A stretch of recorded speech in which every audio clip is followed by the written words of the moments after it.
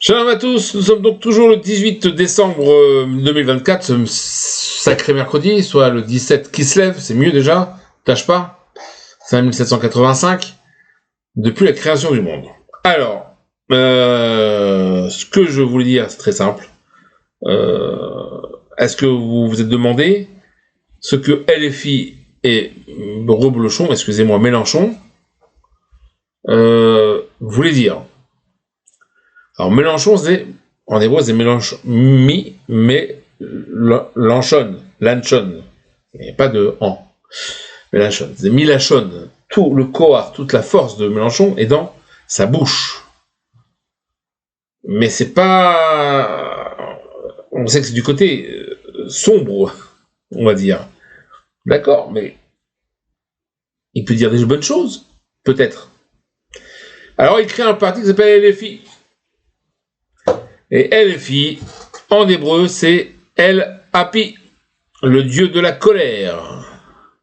Lorsqu'on entend Mister Oblochon parler, vous vous rendrez compte d'une chose, c'est qu'il a la même véhémence que les grands ennemis du peuple d'Israël, tels que Hitler ou autre chose. Il a une véhémence. C'est pas un enthousiasme, c'est une véhémence. Il manque la petite moustache, tout à fait.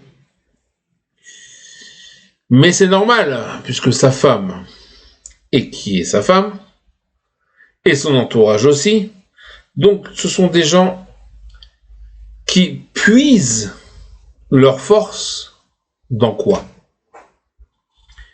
Eh bien, ils puisent leur force dans ces juifs qui ont été happés totalement par l'assimilation, par les goïms, et qui se disent, ils ont raison, il faut qu'il y ait le shalom, la paix, envers tous. Donc, comme on le voit d'ailleurs, il y a la paix envers les musulmans, des musulmans envers les juifs, surtout en France, c'est connu. Quoi qu'il en soit, qui avait la force dans la bouche, dans la parole, qui était du mauvais côté? Bilaam.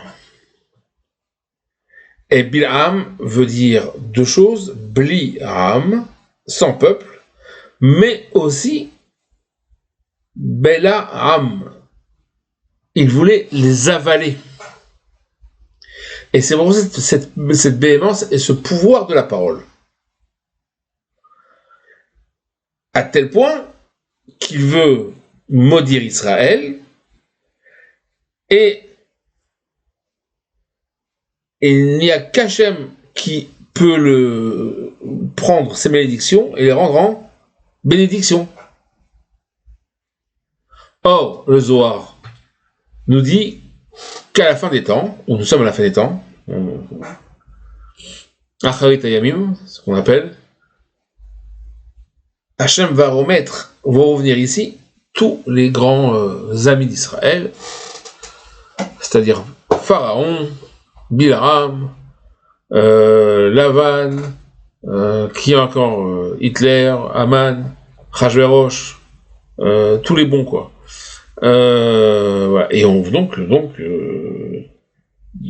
il faut savoir que la force de la parole,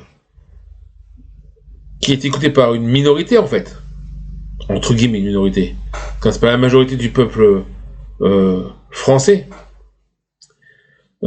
fait que il a le koach, la force d'un Bilam, la force de la parole pour détruire le peuple d'Israël. C'est le but ultime. Voilà. Hachem nous protège.